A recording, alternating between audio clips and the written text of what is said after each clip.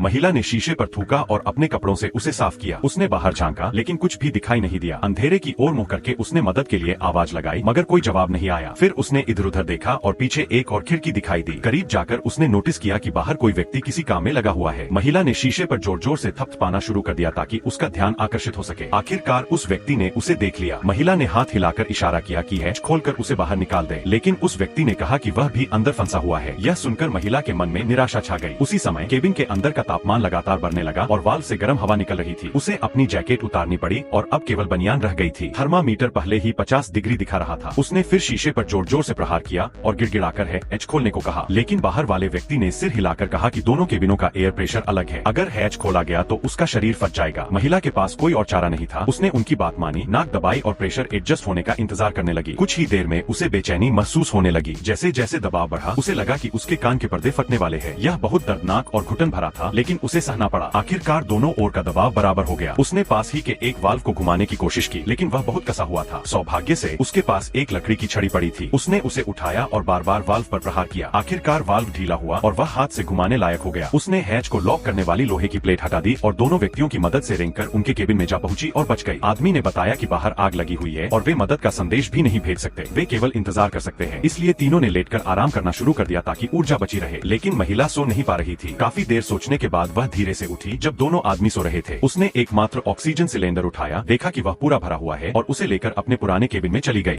उसने steel plate उठाई और हैच को फिर से बंद करने की तैयारी की, लेकिन वाल्व घुमाने की आवाज बहुत तेज थी। आदमी ने जमीन पर रखा ऑक्सीजन सिलेंडर देख लिया और सब समझ गया। वह गुस्से से भर उठा और अपने साथी से कहा कि उस महिला को जिप टाई से कोने में बांध दो। महिला ने बहुत मिन्नतें की, लेकिन उन्होंने अनसुना कर दिया। अचानक बाहर से शोर सुनाई दिया। आदमी तुरंत हैच के पास दौड़ा और देखा कि कई बचाव कर्मी आ गए हैं। वह पागलों की तरह हैच पर प्रहार करने लगा। आखिरकार रेस्क्यू टीम ने उन्हें देख लिया और पूछा, कितने लोग जिंदा है? दोनों आदमियों ने फौरन महिला को खोल दिया ताकि रेस्क्यू टीम यह पक्का कर सके कि सचमुच 3 लोग जिंदा है। सब तैयार हो ही गया था कि अचानक